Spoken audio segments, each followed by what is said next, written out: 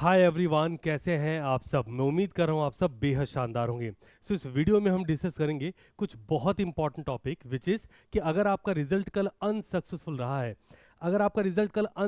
रहा है, तो आप कुछ चीज़ों को मॉनिटर करे बगैर आगे नहीं बढ़ेंगे। सर क्या मतलब है? देखो यार, अगर आप कुछ पॉइंट्स को मॉनिटर नहीं करोगे तो आप मिस्टेक्स को रिपीट करोगे। मिस्टेक्स अगर रिपीट होंगी तो ये आपको भी पता है कि रिजल्ट भी रिपीट होगा। आप भी बाकी बच्चों की तरीके से उस लूप में फंस के रह जाओगे कि मई दिया था अब सितंबर देंगे, सितंबर नहीं निकला अब जनवरी देंगे, जनवरी नहीं निकला अब चलो वापस से मई अटेम्प्ट दे लेंगे, है ना। तो सबसे पहला क्वेश्चन तो मन में यही होगा कि सर हमें क्या करना चाहिए और क्या रिजल्ट्स आते हैं सितंबर 2026 अटेम्प्ट हमें देना है नहीं देना है। सर मेरे मार्क्स 140 हैं, 160 हैं, 180 हैं, क्या मुझे सितंबर 2026 के लिए जाना चाहिए? तो एक वीडियो आपने जरूर देखा होगा जो सीटीसी क्लासेस के चैनल पे ऑलरेडी अवेलेबल है। ये रिजल्ट इसलिए सिर्फ बड़ा नहीं कि बच्चा हमारा फ्यूचर से स्लॉट का स्टूडेंट था, ये रिजल्ट इसलिए भी बहुत बड़ा है कि जब हम मार्क्स की बात करते हैं अकाउंट्स में जिसके पास में टोटल एग्रीगेट्स 148, अगर आप देखो तो ये चैट में आपको पता भी चल रहा होगा, है ना। 148 से 265 मार्क्स की जर्नी, ये ऑलरेडी इंस्पायरिंग नहीं, आपको नहीं लगता? और इससे भी ज़्यादा इंस्पायरिंग एक जिस बच्चे के अकाउंट्स में सिर्फ 21 मार्क्स आए थे जब वो फेल हुआ था, उसके 65 मार्क्स आते हैं। जिस बच्चे के बिजनेस लॉ में 28 मार्क्स आए थे उसके 57 मार्क्स आते हैं। 3 गुना ज़्यादा नंबर, है ना, दिख रहा है, 2 गुना ज़्यादा नंबर। तो एक बात तो तय है कि हाँ, जो मैं आपको गाइड करने चल रहा हूँ, अगर आपने अपनी मिस्टेक्स को मॉनिटर कर लिया तो आप उन मिस्टेक्स को रिपीट नहीं करोगे, और मिस्टेक्स रिपीट नहीं होने का सीधा सीधा मतलब है कि सितंबर 2026 इज योर अटेम्प्ट। कैसे, आओ जरा चेक करते हैं। 8 पॉइंट्स बताऊंगा, सारे पॉइंट्स को बहुत ध्यान से सुनना। इट्स अ गाइडेंस वीडियो जहां पर मैं आप सारे बच्चों को गाइड कर रहा हूँ। हमारा एम है कि हम 1000 प्लस सक्सेस स्टोरीज लिख रहे होंगे फॉर सितंबर 2026 अटेम्प्ट, है ना। जरूर से लिखेंगे और ये सितंबर 26 के रिजल्ट आने पर मैं आपसे भी शेयर करूंगा, और हो सकता है आप भी उसका पार्ट हो और आपका भी रिजल्ट मैं आपको ही शो कर रहा हूं। जरा सबसे पहला पॉइंट चेक करते हैं। ये वीडियो किसके लिए डेडिकेटेड है? वो 72,000 से ज़्यादा बच्चे जो मई 2026 में क्लियर नहीं कर पाए। सबसे पहले पॉइंट पर बात करेंगे। आपने जब कोर्स स्टार्ट किया था, स्टार्ट डेट क्या थी और टोटल स्टडी आवर्स कितने थे? लगभग 450 घंटे की मेहनत लगती है, क्या वो हुई थी? पहला क्वेश्चन। आप इसमें अपने आप को पॉइंटर देते चलना, ठीक है। पहला पॉइंट, पॉइंट नंबर 1 आपको मिल रहा है। Point number 2, sir syllabus completion date क्या थी? नॉर्मली बोलता हूँ 20 से 30 दिन पहले सिलेबस कंप्लीट हो जाए। एक बात यहाँ और क्लियर कर दूँ, सिलेबस कंप्लीशन का मतलब चैप्टर्स को पढ़ना नहीं है। अगर आप मेरी अप्रोच की बात करें तो मेरी अप्रोच बहुत सिंपल होती है। कंसेप्ट पढ़ा है तो एप्लीकेशन आज होनी चाहिए, रिवीजन कल होना चाहिए, परसों चैप्टर खत्म होते उसका टेस्ट होना चाहिए। मतलब साफ है, एग्जाम से पहले नहीं, चैप्टर के प्रोसेस में ही हम कंसेप्ट, एप्लीकेशन, रिवीजन तीनों काम करते हैं। और चैप्टर खत्म होते उसका टेस्ट लेते हैं जिसको हम बोलते हैं CWTS, chapter wise test series.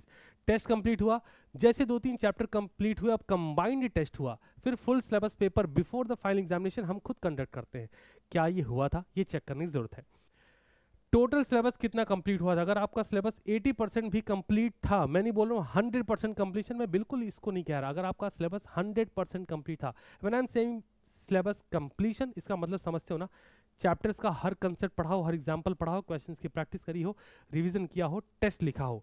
Exam में नहीं, एग्जाम से 15 दिन पहले, वो 15 दिन, लास्ट के 15 डेज तो बस शार्प करना है, जो क्वेश्चन मार्क करे थे उनको प्रैक्टिस कर लेना है, टीचर से 1-to-1 गाइडेंस करना है, ये इंपॉर्टेंट है।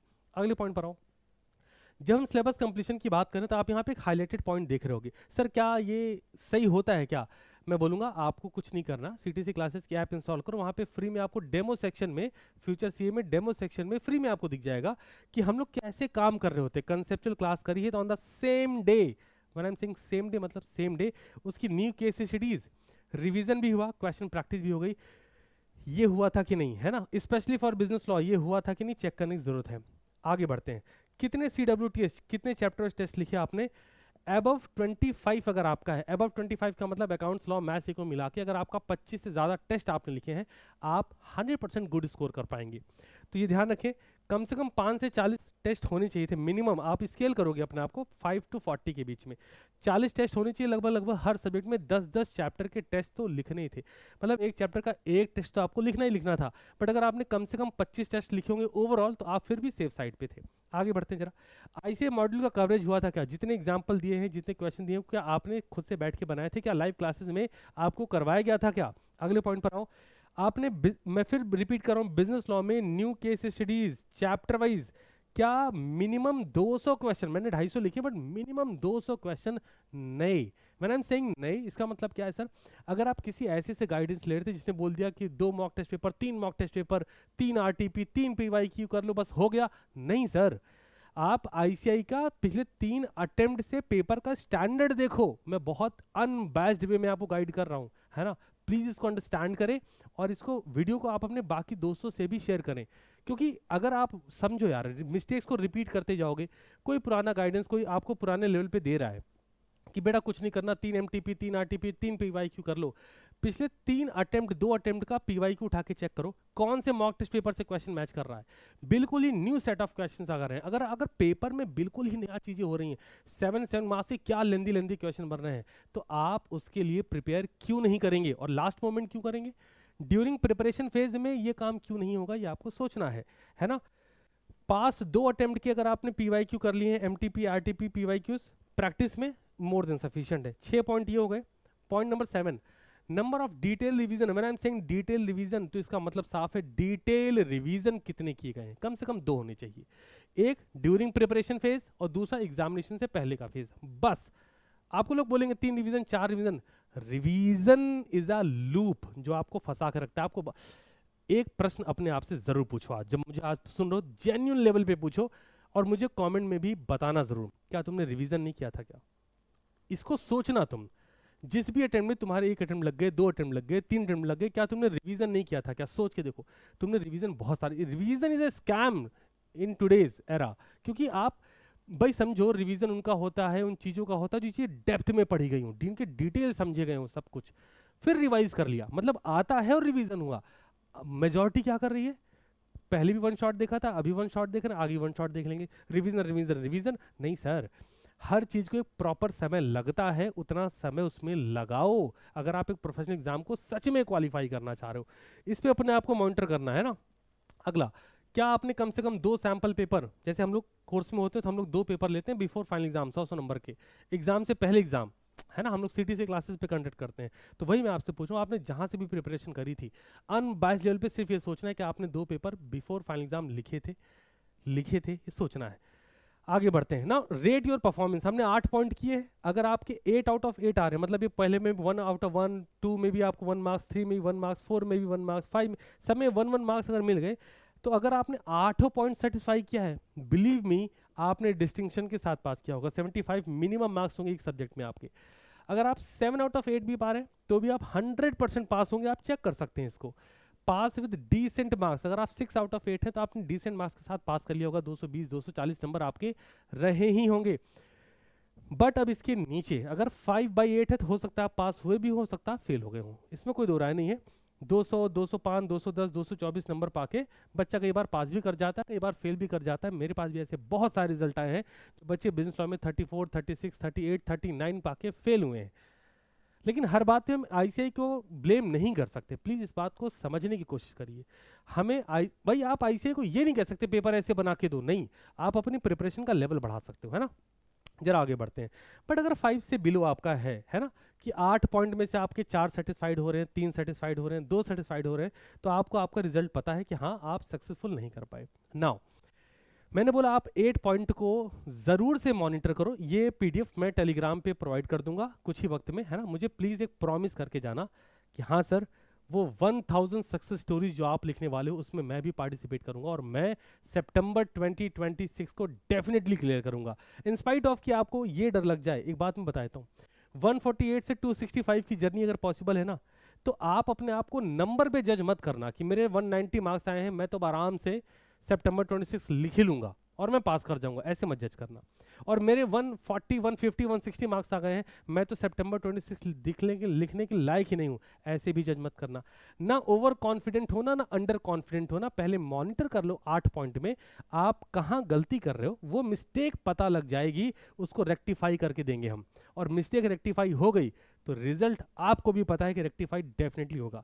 तो क्या तुम सब तैयार हो उस 1000 सक्सेस स्टोरीज का पार्ट बनने के लिए? तो एक आखिरी काम करना है तुम्हें, चेक करो आपकी एक्सपेक्टेशंस क्या थी। ध्यान देना, जब आपने मई 26 में एग्जाम लिखा था तो आप कितना एक्सपेक्ट कर रहे थे बिफोर द रिजल्ट? आपको क्या लग रहा था कि लगभग इतने नंबर तो मिल जाएंगे? वो नंबर यहां लिख लो, पहला काम। दूसरा, जो रिजल्ट आया है May 26 में, उसमें रियल मार्क्स क्या आए हैं वो यहाँ लिख लो। दो चीज़ें हो गई। और तीसरा, द मोस्ट इंपॉर्टेंट, अब टारगेट सेट करो। सितंबर 2026 का 8 पॉइंट मॉनिटर कर लिए ना, अब सितंबर 2026 का टारगेट सेट करो। और यस, फ्यूचर से स्लॉट कम बैक आप कर पाओगे, डेफिनेटली कर पाओगे, है ना। CTC क्लासेस की ऐप चेक कर लेना, आप पिन कमेंट भी चेक कर लेना। बट इन सबसे पहले मुझे एक प्रॉमिस ज़रूर करना कि आप 1000 प्लस सक्सेस स्टोरीज का पार्ट बनोगे और अपना रिजल्ट बदलोगे। इसमें कोई दो राय होनी नहीं चाहिए। मैं फिर रिपीट कर देता हूं, आप अपने रिजल्ट के टोटल मार्क्स के बेसिस पर अंडर कॉन्फिडेंट या ओवर कॉन्फिडेंट मत होना। आप डेली मेहनत अगर कर सकते हो, एक हार्डवर्क लगेगा, है ना। मैं भी आपके साथ कर रहा हूँ, आप अकेले नहीं हो कि मैं आपको रिकॉर्ड वीडियो दे दूंगा, नहीं। एक हार्डवर्क लगेगा और उतनी मेहनत करने के लिए तुम तैयार हो। 50 से 55 दिन मोर देन सफिशिएंट है रिजल्ट को बदलने के लिए। और क्या रिजल्ट बदले नहीं जा सकते हैं? बड़े आराम से बदले जा सकते हैं। बस वो सच्ची मेहनत, हर दिन मेहनत करनी पड़ेगी। सर हर दिन मेहनत क्यों, और ये मॉनिटर करना क्यों जरूरी है? इसका जीरोक्स निकाल के रख लेना, है ना।